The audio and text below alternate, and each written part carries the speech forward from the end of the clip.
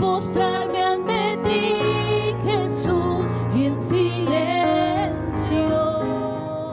Para nosotros es una bendición que usted está aquí esta mañana. Vamos a pedirle el favor a los niños que puedan subir a la clase, y los adolescentes también pueden subir. Como dijo la hermana Aurela, mire, han pasado 504 años de la Reforma Protestante y realmente los cristianos sabemos muy poco de la Reforma Protestante, pero debemos estar seguros que el Señor es que ha permitido que nosotros podamos conocerlo como el Señor. Así que nosotros, la Reforma fue en 1517, pero mucho antes ya habían unos prerreformadores como Juan Hus, Wycliffe. Juan Hus lo quemaron como en una estaca, lo quemaron como para hacer una hoguera, y él entregó su vida por el Señor. Desde mucho antes había malestar, ¿cierto? Porque la escritura estaba en manos de unos pocos, y la Reforma lo que hizo fue traer la Biblia a nuestro propio idioma. Y gracias al Señor por hombres como eso, Lutero, Calvino, y una cantidad de Juan Wesley y otros, ¿verdad?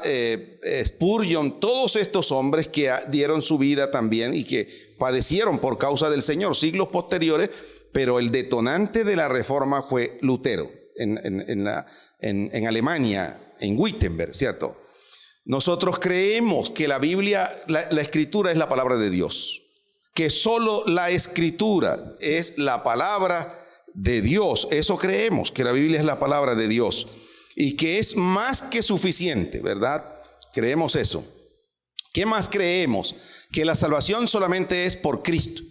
Ningún otro hay salvación, sino por medio del Señor Jesucristo, para que nadie se gloríe, y fue Jesús quien dio su vida por nosotros. Creemos también que la salvación es por gracia, es un don de Dios, no es por las obras que hagamos. No, las obras vienen como consecuencia de la conversión al Señor, pero en ningún otro hay salvación, solamente por Cristo y por su gracia. Ninguno es merecedor de la gracia de Dios. Todos los cristianos del mundo entero creemos esto. Ahora, pastor, ¿y dónde dice eso de estos postulados? No, es la recopilación de lo que realmente los reformadores plasmaron y que es el fundamento de la fe de las iglesias cristianas evangélicas, aunque haya diversidad teológica. Hay wesleyanos, hay calvinistas, hay cuadrangulares, bautistas, de todas las diferentes corrientes teológicas, pero el Señor es uno y la iglesia es una sola. ¿Qué más? La fe es digamos así, el don que Dios ha dado para creer, y es Dios quien nos lo dio, ¿verdad? La fe no surgió de nosotros, es Dios quien la dio para que podamos ser salvos. Y hoy quisiera que vayamos a Romanos capítulo 16.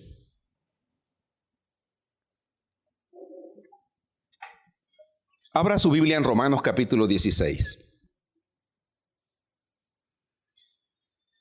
Del versículo 25 al 27. A Él sea la gloria. A Él sea la gloria. Romanos 16, del 25 al 27.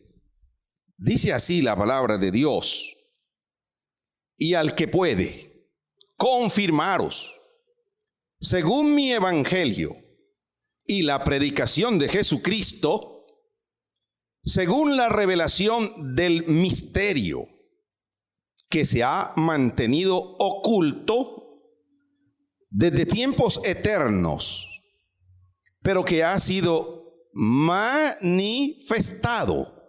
ahora, y que por las escrituras de los profetas, según el mandamiento del Dios eterno, se ha dado a conocer a todas las gentes,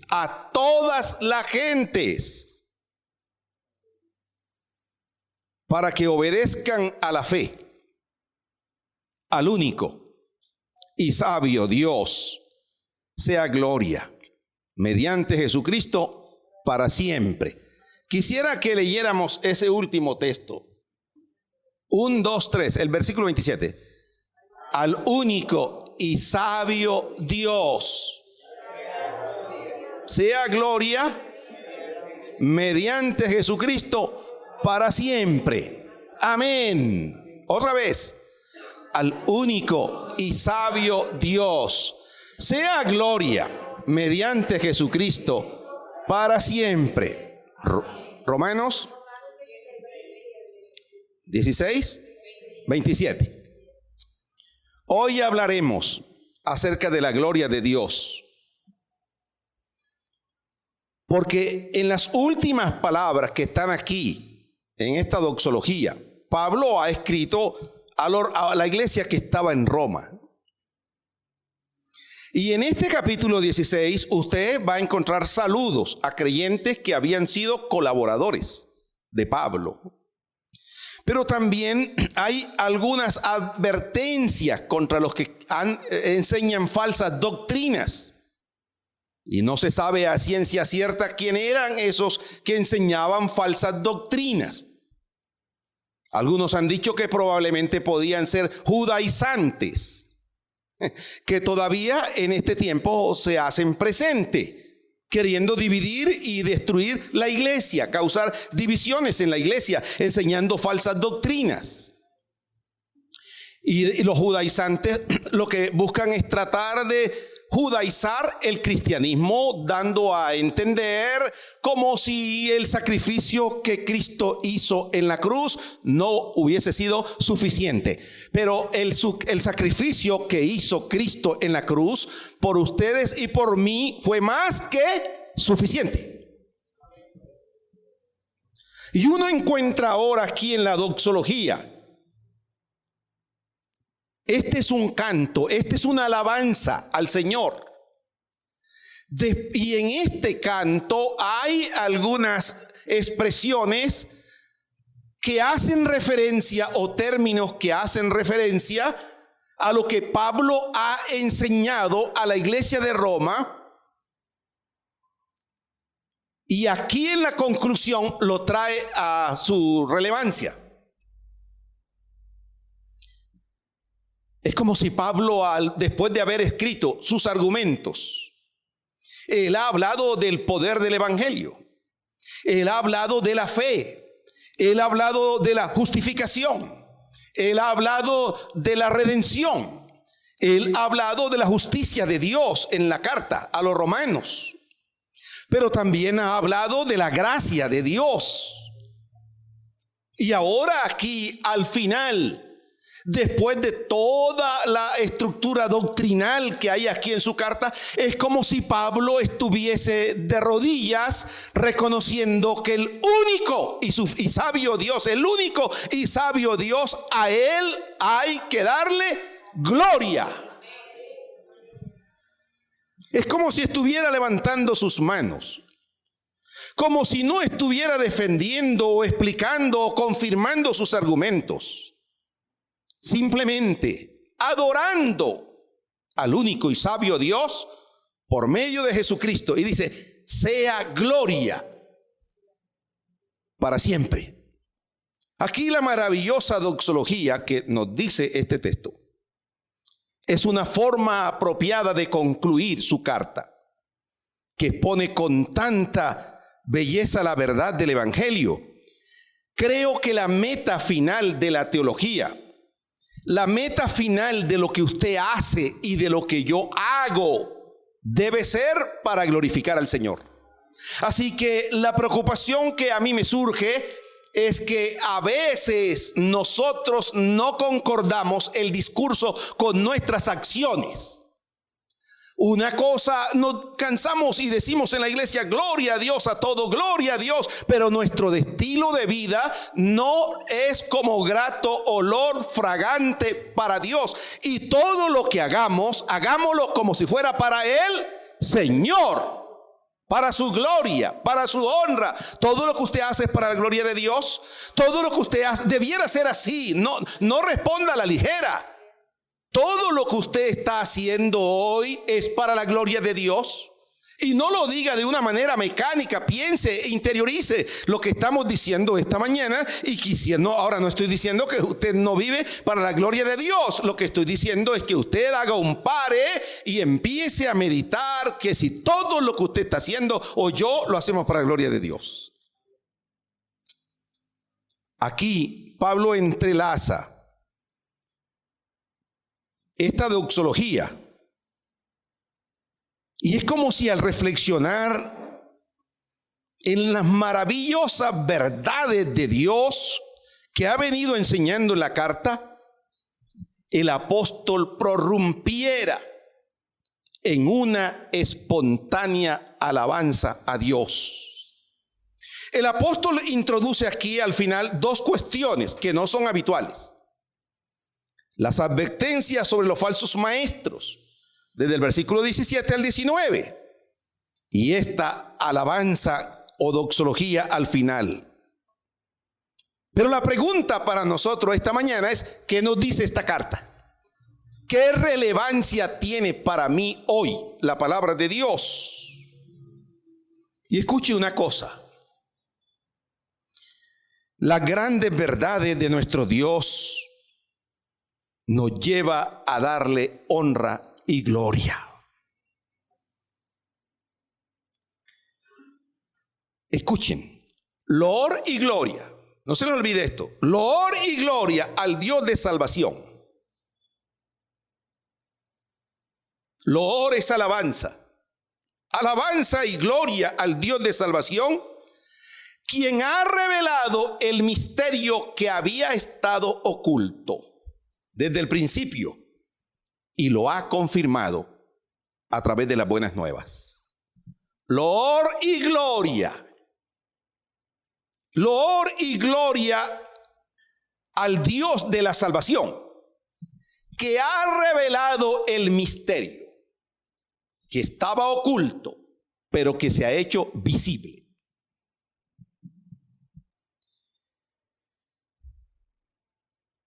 Las buenas nuevas son buenas nuevas de salvación para todos los seres humanos, sin distingo de raza o condición.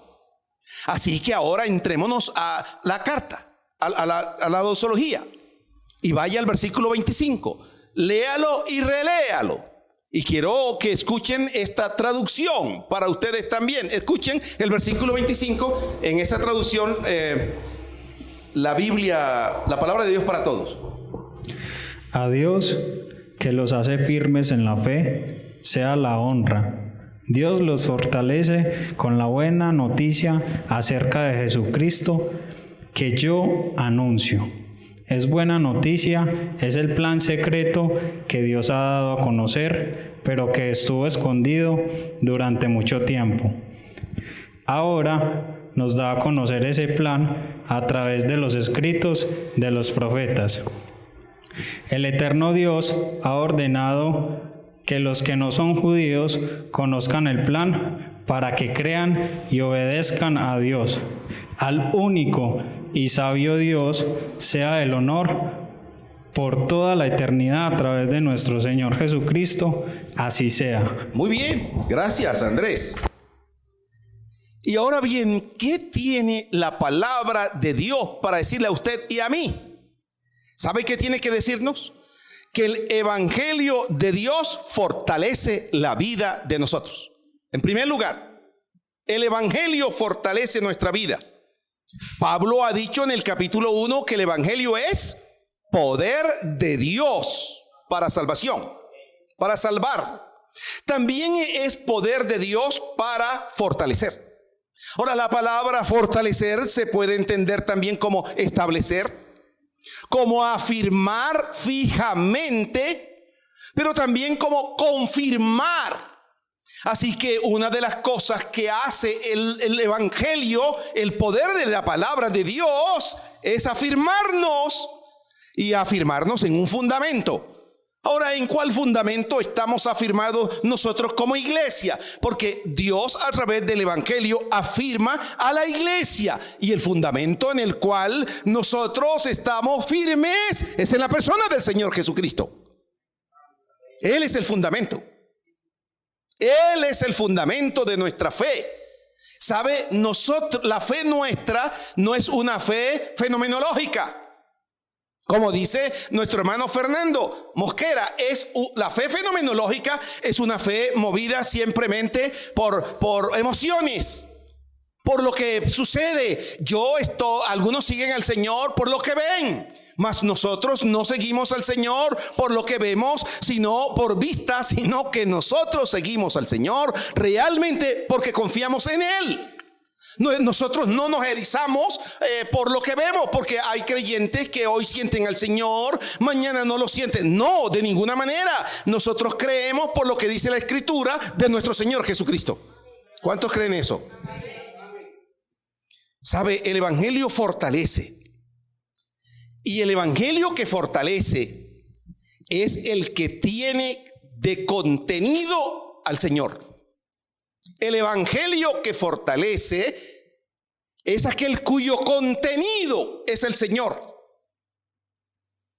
Pablo, después de haber visitado las iglesias, por ejemplo, Hechos capítulo 14, versículo 21 y 22, el apóstol Pablo visitaba las iglesias con su equipo misionero. Y él, después que habían plantado iglesias, él entonces visitaba a los hermanos. Y miren lo que dice Hechos 14, versículo 21 y 22. Y después de anunciar el evangelio, aquella ciudad, y de hacer muchos discípulos, volvieron a Listra, a Iconio y a Antioquía, versículo 22, confirmando los ánimos de los discípulos, exhortándoles a que permaneciesen en la fe y diciéndoles: es necesario que a través de muchas tribulaciones entremos en el reino de Dios. Así que fortalecer a los cristianos, ya sea en su fe contra el error, en su santidad contra las tentaciones, o en la valentía contra las persecuciones de la vida. En medio de las adversidades de la vida, en medio de los errores, en medio de las tentaciones, en medio de todas las adversidades que hemos estado viviendo, es el Señor, a través de su evangelio, quien nos fortalece. Así que nosotros estamos asidos a Cristo. Y este evangelio fue el que cambió la vida de Pablo. Ustedes han oído hablar de Saulo de Tarso, un perseguidor de la iglesia. Y él iba por las casas, miraba a quien seguía al Señor en los de este camino, y se desató una persecución sobre los creyentes. Y él iba camino a Damasco. De veras, estaba airado contra el pueblo de Dios, contra los que estaban conociendo a Jesucristo. Y cuando usted va a Hechos capítulo 9, usted encuentra que Pablo, yendo de camino a Damasco, persiguiendo a los creyentes, ¿sabe qué sucedió? Un rayo de luz vino sobre su vida y él cayó al suelo. Y ahí en el piso escuchó una voz que decía: Saulo, Saulo, ¿por qué me persigues? Dura cosa te es dar coces contra el aguijón. El perseguidor ahora cae rendido ante el Dios que desde antes de la fundación del mundo ya conocía su vida. Y a mí me llama la atención porque, ¿sabe qué? Oyó la voz. Él oyó una voz. Y él dijo: ¿quién eres, Señor? Y él le dijo: yo soy Jesús, a quien tú persigues. Y qué maravilloso es Dios. Mira, él no veía, perdió su visión. Y a Ananías Dios le dice que ore por él. Pero Ananías le dice: ¿cómo, Señor, si yo he oído que es un perseguidor? no hablan muy bien de él. Sí, pero este me es instrumento en mis manos. Y Ananías oró por él, y el que no veía ahora puede ver la gloria de Dios. Nosotros debemos honrar a Dios porque Él nos fortalece con la buena noticia de Jesucristo. Usted y yo estamos aquí porque recibimos las buenas nuevas de salvación. Dios tiene poder para fortalecer, para resistir las contrariedades y conflictos de la vida. Quiero leer un par de textos. 2 Tesalonicenses 3:3. Pero fiel es el Señor, que os afirmará y guardará del mal. Oiga, escuche eso. Fiel es el Señor, que os afirmará y os ¿qué? Guardará ¿de qué, hermano? Del mal, de las adversidades. Y en 1 de Pedro 5:10 dice: mas el Dios de toda gracia, que nos llamó a su gloria eterna en Jesucristo, después que hayáis padecido un poco de tiempo, Él mismo os perfeccione, afirme, fortalezca y ¿qué más? Y establezca. Así que en medio de las adversidades el Señor está con usted y conmigo, y Él nos afirma, Él nos fortalece, Él nos establece. Así que usted y yo tenemos que confiar en que Dios, por medio de del Evangelio y de su poder, nos fortalece. Ahora, en segundo lugar, vaya al versículo 25 y 26, pero la parte B, versículo 25 y 26. Yo quiero que lo lea, voy a leerlo y más o menos para la parte B del versículo 25. Dice así: según la revelación del misterio que se ha mantenido oculto desde tiempos eternos, pero que ha sido manifestado ahora, y que por las escrituras de los profetas, según el mandamiento del Dios eterno, se ha dado a conocer. ¿A quiénes? A todas las gentes, para que obedezcan a la fe. A Dios, que los hace firmes en la fe, sea la honra. Dios los fortalece con la buena noticia acerca de Jesucristo que yo anuncio. Esa buena noticia es el plan secreto que Dios ha dado a conocer, pero que estuvo escondido durante mucho tiempo. Ahora nos da a conocer ese plan a través de los escritos de los profetas.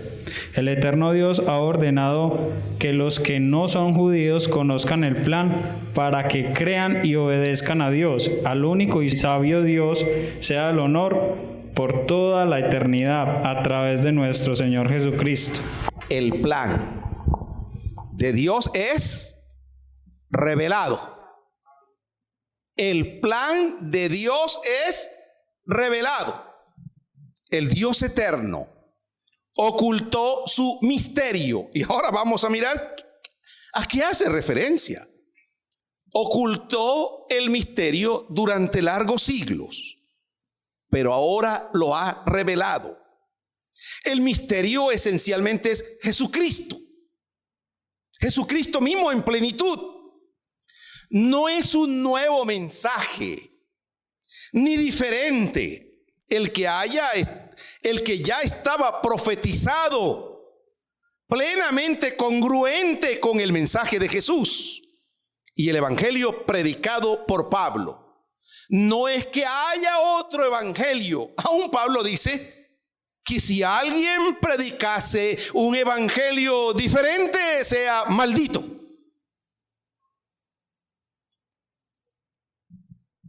Colosenses capítulo 1, versículos 26 y 27. Este texto describe el misterio que había estado oculto desde los siglos y edades, pero ahora ha sido manifestado a sus santos. Versículo 27. A quienes Dios quiso ¿Quiso qué? Dar a conocer las riquezas de la gloria de este misterio entre los gentiles. ¿Y qué es lo que ha dado a conocer? Que es Cristo en vosotros. Y yo quiero que volvamos a leer y abra su Biblia. Colosenses capítulo 1. Abra su Biblia. Colosenses capítulo 1. Versículos 26 al 27. Escuche. El misterio. Cuando hace referencia al misterio, está haciendo referencia a lo que no había sido aclarado o lo que estaba oculto. Mira, el misterio que había estado oculto desde los siglos y edades, pero ahora ha sido manifestado a sus santos, a quienes Dios quiso dar a conocer las riquezas de la gloria de este misterio. Riquezas de la gloria de este misterio entre los gentiles. Que es Cristo en quién? En vosotros.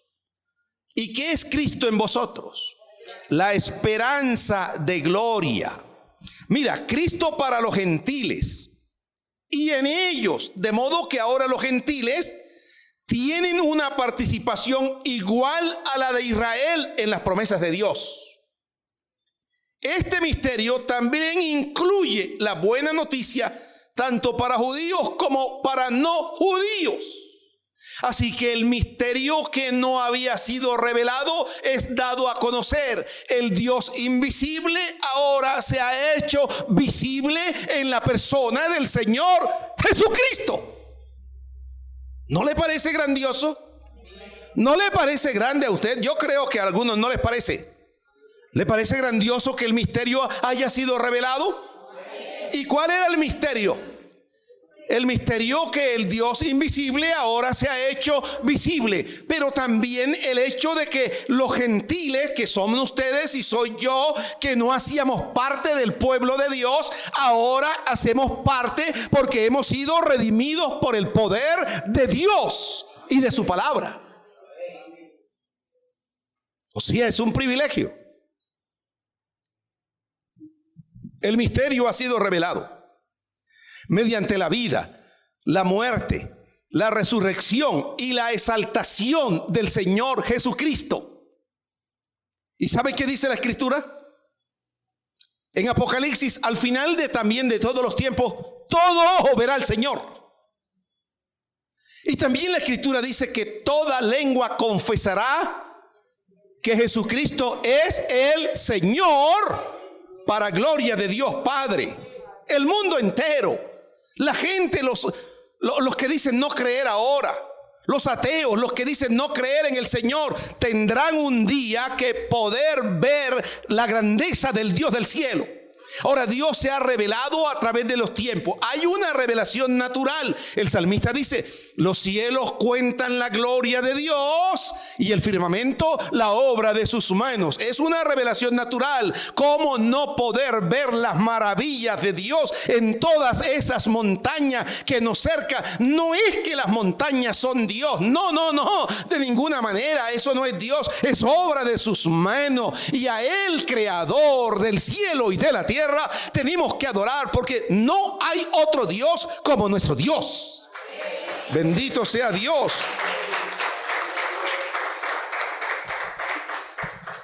El misterio Dios lo ha dado a conocer por medio de los escritos proféticos. Y tiene propósito. El hecho de haber dado o revelar el misterio es para obedecer. Ese es el propósito. Para que los que no crean puedan creer.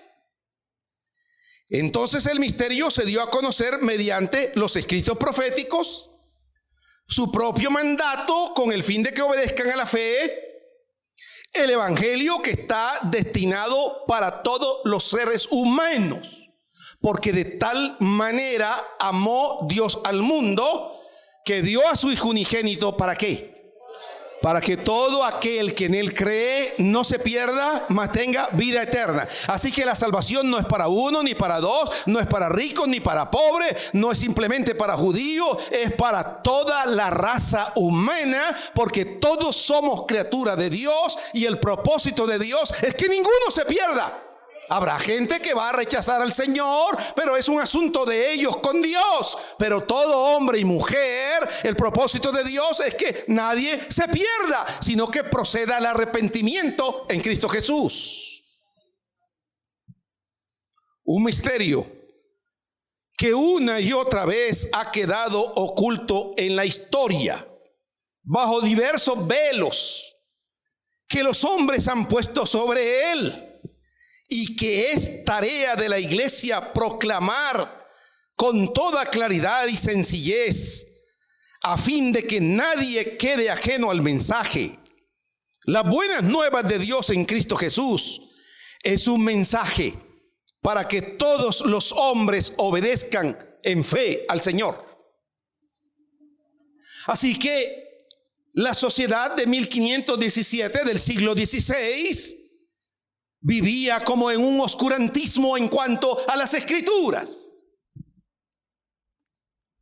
Pero realmente la reforma lo que trató de hacer es lo que dice el salmista: abre mis ojos para contemplar las maravillas de tu ley. Y gracias al Señor, porque hay otros elementos que ayudaron a que la reforma caminara. La imprenta por Gutenberg, el Renacimiento también, porque de alguna manera la gente quería oír cosas diferentes. Se dan los descubrimientos y todas estas cosas. Pero ahora la escritura es puesta en las manos de cada uno de nosotros.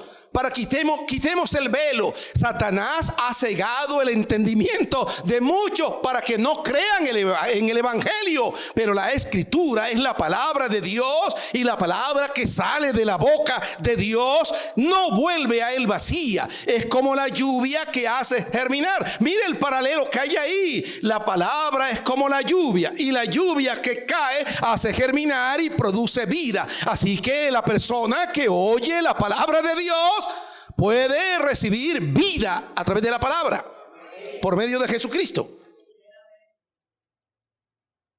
Finalmente, versículo 27: al sabio Dios sea la gloria. ¿Cómo no dar gloria al sabio Dios? ¿Cómo no dar gloria? Porque nos fortalece con el evangelio, pero nos ha revelado el plan que estaba oculto. A los suyos vino y los suyos no lo recibieron. Mas a todos los que creen en su nombre les dio potestad, derecho de llegar a ser hijos de Dios. El Dios eterno dio al apóstol Pablo el encargo de dar a conocer la revelación de Cristo a todos los pueblos mediante la proclamación del evangelio. La sabiduría de Dios se ve en Cristo mismo, en quien están escondidos todos los tesoros de la sabiduría y del conocimiento. Colosenses 2:3 dice: sobre todo en su cruz, que aunque locura para los seres humanos, es sabiduría de Dios. Se ve también en la decisión de salvar al mundo. Parece una locura de parte de Dios, pero Dios nos hizo para Él, para alabanza de su gloria. Pablo expresa alabanza a la sabiduría de Dios. Y en Romanos 11:33 dice: oh profundidad de las riquezas. Romanos 11:33. Oh profundidad de la riqueza de la sabiduría y de la ciencia de Dios. Cuán insondables son sus juicios, inescrutable sus caminos. Por último, vaya a Apocalipsis capítulo 7, versículo 9 al 11. Quiero que siga la lectura de la palabra de Dios. Apocalipsis 7, versículo 9 al 12. ¡Qué maravilla! Después de esto miré, dice Juan, y he aquí una gran multitud, la cual nadie podía contar, de todas naciones y tribus y pueblos y lenguas, que estaban delante del trono y en la presencia del Cordero. La gloria de Dios tiene que ver con la presencia de Dios, con la persona de Dios, con su gloria, su majestad, su belleza. No es fácil, no es tan fácil definir la gloria, pero tiene que ver con la majestad, con la belleza de nuestro Dios. Y dice, en la presencia del Cordero, vestido de ropas blancas, estaban las multitudes, y con palmas en las manos. Imaginen ese cuadro. Verso 10, y clamaban a gran voz diciendo, la salvación pertenece a nuestro Dios, que está sentado en el trono. ¡Ay, qué belleza! Y al Cordero. Y todos los ángeles estaban en pie alrededor del trono, y de los ancianos, y de los 4 seres vivientes. ¿Y qué hicieron? Y se postraron sobre su rostro delante del trono, y adoraron a Dios, diciendo, amén. La bendición y la gloria y la sabiduría y la acción de gracia y la honra y el poder y la fortaleza sean a nuestro Dios por los siglos de los siglos. Amén. Ante un Dios grande, majestuoso, ante el único Dios, ante el único, y eso quiere decir que no hay otro Dios como nuestro Dios. El Salmo 115 dice que los dioses que han surgido de la imaginación tienen boca y no hablan, tienen manos y no palpan, tienen pies y no caminan. Y semejante a ellos, dice Isaías también, son los que los hacen. Satanás ha cegado el entendimiento de la gente para robarle la gloria a Dios, pero el Evangelio ilumina, trae la revelación del Cristo de la gloria. Él es luz para su vida, Él es el Salvador para mi vida. Él le ha amado con amor eterno a usted y a mí. Por último, Pablo en su carta nos ha hablado del poder de Dios para salvar y fortalecer. El Evangelio y el misterio, nos ha hablado del misterio, una vez oculto, ahora manifestado, que son Cristo crucificado y resucitado. El único Dios merece toda la gloria. Dios es glorioso. Sea que usted lo vea o que no lo vea, Dios tiene su gloria y la muestra. Denle gloria a Él, no en el sentido de añadirle algo a su gloria, sino en el de reconocer su gloria y apreciarla. Que todas las naciones vean su gloria y la reconozcan y la valoren como un tesoro más preciado. Un día usted y yo vamos a estar ante la presencia del Señor, pero a partir de hoy, todo lo que usted piense, todo lo que usted hable y que todo lo que usted haga sea para la gloria del único y suficiente Dios. Yo quiero darle gracias al Señor por la vida de cada uno de ustedes. Antes no éramos, ahora somos parte del pueblo de Dios. Él nos redimió Cuando yo tenía 14 años conocí a Jesús. Una familia me había hablado del Señor Jesucristo. Y yo pensaba que eran locura, porque un amigo mío que ellos le hablaban del Señor también se había vuelto loco, pero era por otras cosas que él había hecho en su vida. Estaba enloquecido. Y yo decía, para esquivarlos a ellos, no, yo no quiero el evangelio porque me voy a volver loco como ellos. Para el mundo, para la gente que no conoce del Señor, el evangelio es locura, pero para nosotros el evangelio es poder de Dios en Cristo Jesús. Y el Señor le ama. Imagine esta mañana todo el recorrido que usted ha hecho en su vida, pero el momento cuando usted tuvo un encuentro personal con Dios. Creo que lo mejor es conocer a Jesús, pero un día vamos a estar en su presencia y juntos ahí adoraremos al Señor para siempre. Así que yo quiero animarle que si usted no conoce a Jesús y está aquí esta mañana, le conozca. Lo mejor que he podido conocer en mi vida es al Señor Jesucristo, y Él es más que suficiente hoy para salvarte a ti. Incline su rostro. El Señor no le ha traído aquí por traerle.